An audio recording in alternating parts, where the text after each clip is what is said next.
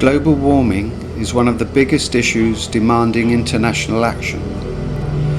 Emissions of greenhouse gases are fast outpacing the planet's capacity to absorb them. That capacity is weakened still by the clearing of natural forests in the pursuit of arable land and timber production. In a northerly part of India, between Delhi and Amritsar, steps have been taken that might, just might, make a difference should they become a trend.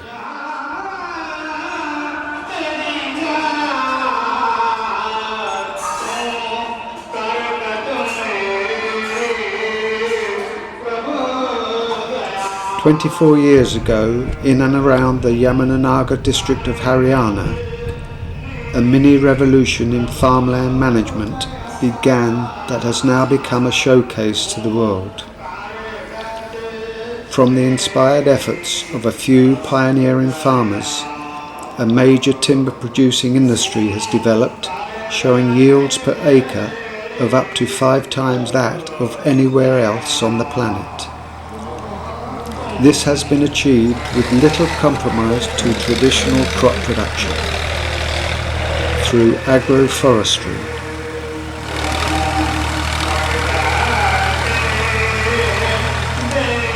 Agroforestry is the successful combination of growing crops in the soil beneath farm trees.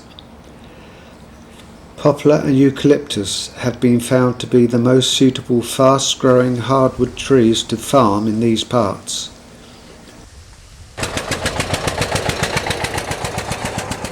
"15,000 tons of timber logs a day are processed here for the wood industries through agroforestry. That's 15,000 tons of timber per day that isn't taken from natural forests to satisfy the hungry wood manufacturing industries. This has been achieved on a meagre 2% of land mass in this part of northern India and has created an economy of $500 million a year, projected to grow to 1 billion.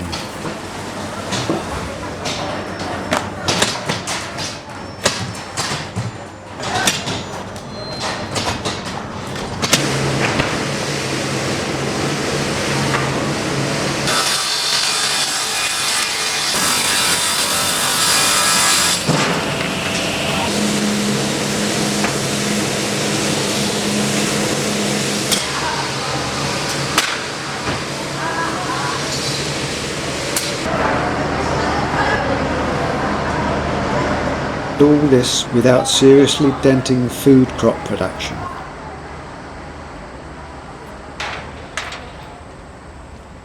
This is Hara Farms, run and owned by one of the farming pioneers, Surinder Singh Hara. It has 25,000 trees on its 100 acres, producing sustainable timber yields of about 20 tons per acre per year on a 10-year cycle. These are many times the yields of any competitor in the field worldwide. Safer an important project in Brazil. Reversing deforestation of the precious Amazon basin is the brave target of this program. Natural forests yield only a sustainable 2 to 6 tons of timber per acre year on a 100-year cycle. That's 100 years. Plantation of 200 poplar per acre and 300 eucalyptus per acre give the best results on his farm, Surinder says. Then there's 200 trees of poplars per acre, 80 trees of mangoes per acre blossom on the mangoes. The crops between and beneath the 6 to 10 year cycle of timber harvesting are rotated annually or biannually. For the most part, on Surinder's farm, these crops are wheat, barley, turmeric, garlic, ginger and sugarcane.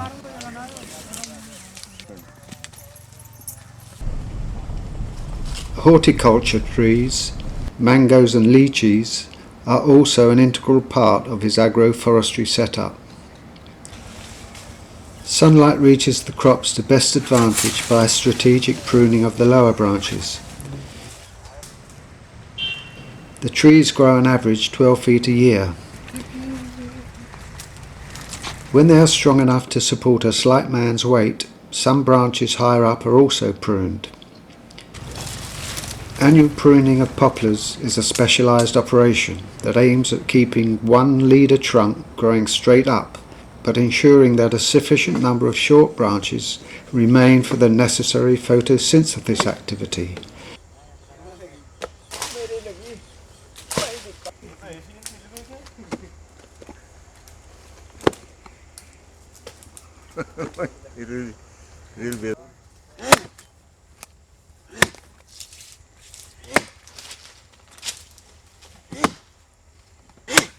Trees are harvested at 30 metres height, yielding in general 1 ton of usable timber per tree.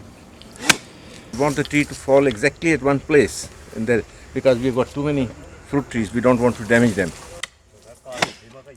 They'll cut the roots on 3 sides, leave the root on the 4th side, and then they will pull with the rope.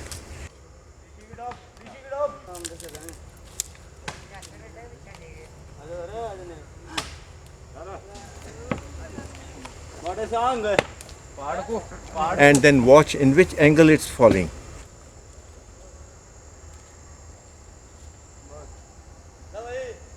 By pulling the rope right or left, they can guide the tree falling by about 4 or 5 feet to save the fruit trees. That's when the last stroke of axe cuts the last root, the tree is falling.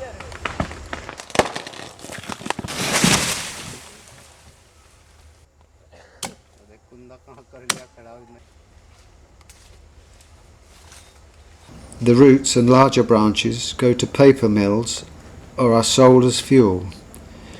The smaller trimmings ploughed back into the soil. So nothing goes wasted. The branches will go to the soil. So this will be sold in the market to be burnt in furnaces. We are removing 30 tons of biomass every year. Surinder's methods, which include the use of manure, herbicides, irrigation and well-tested spacing of saplings, have been so successful that delegations of farmers and agriculturists from 33 different nations have visited the farm to see for themselves how he has achieved his unique success. In March 2005, the greatest accolade was delivered to Surinder when Dr. Norman Borlaug, Nobel Peace Prize Medal of Freedom winner, better known as the father of the Green Revolution, requested a visit to Hara Farms. And when do you plant your wheat? Beginning of May. Dr. Borlaug would be happy to see this. Dr. Borlaug was more than impressed with what he saw. But it wouldn't have been possible to grow this if you hadn't had the without your food, contribution. if you didn't have the food. Not for you, but I mean for the country in general. All countries have benefited world over from your contributions. I never thought that I would live to see. I could never imagine I could have the privilege of having you on my farm. One of the aids to successful agroforestry is the propagation of quality They are trees. so fast growing. The uniform height plus minus 2 feet. Yes. Any field you'll see this phenomenon. They need to grow tall and straight to give best results for the wood industries. This has been made more and more possible over the years by research into cloning. For eucalypts, we have developed very good clones. There is nothing sinister about tree cloning for agroforestry. No tampering with genetics takes Has place. been done. Clones are being developed.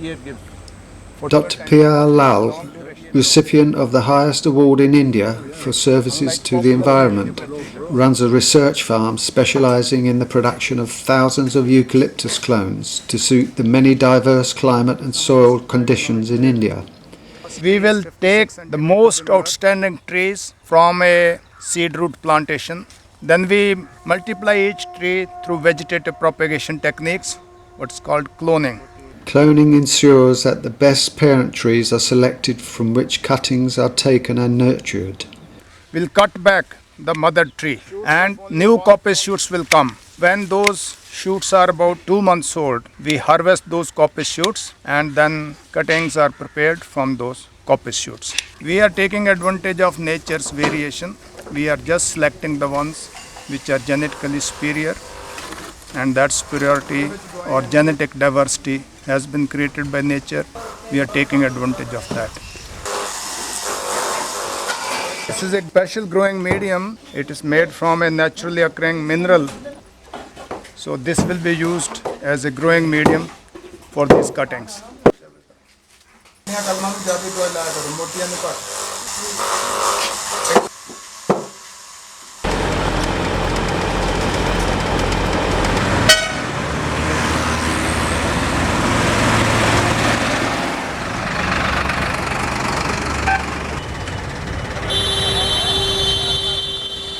At age 90, Dr. Borlaug is still actively concerned about the well-being of mankind and survival of the planet. This was made very clear at a press conference arranged in his honour. Like you have here, both agriculture and forestry together. For me to have seen what we saw yesterday and this morning was wonderful. And I'm sure the director. The Green Revolution has turned into a fertilizer. Fertilizer is nutrient for plants, just like food is nutrients for you. And without fertilizer, there won't be any increase in production, no matter how good the variety. You don't produce food without nutrients, which is fertilizer. And it can be organic, but before the organic can be utilized, that has to be broken down by bacteria. And the part that the plant uses is the decomposed ions that are absorbed by the root. And the plant can't tell the difference whether that substance comes from decomposed organic matter or chemical fertilizer. And there are too many people that still believe that you can produce the food for 6.3 billion people with organic matter. This is plain nonsense. Now we'll come to another wheat crop.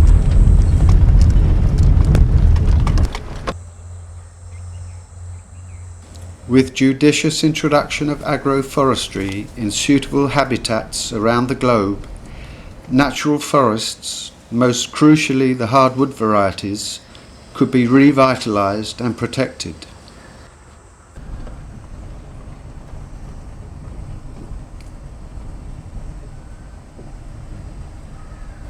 Pierre Lal goes one step further in that direction. If we can raise highly productive clonal eucalyptus plantations around the fringes of the forest areas, these plantations can meet the bona fide needs of the local communities, both for small timber and firewood, and thereby we can save the biodiversity-rich natural forests as well as plantations of the valuable species like teak and khair, which are presently being hacked by many people for meeting the fuel wood needs. Already an acute shortage of timber is upon us. At present rates, the supply is not sustainable, and as the global population increases, so does the demand. Farming trees is the wisest way to rebuild stocks whilst reversing the over-exploitation of natural forests. With agroforestry, the world can be fed at the same time. Surinder Singh Hara, with other farmers like him in the private sector operating in northern India, has shown the way to sustainable growth, both in timber and in crops. There is a growing awareness that carbon emissions are causing climate change. It could take decades to bring them back to acceptable levels, even with a concerted effort to introduce alternative sources of energy. If at the same time We can give over land to agroforestry internationally in a meaningful way and let our natural forests thrive. Perhaps those levels can come down sooner, and who knows before it's too late.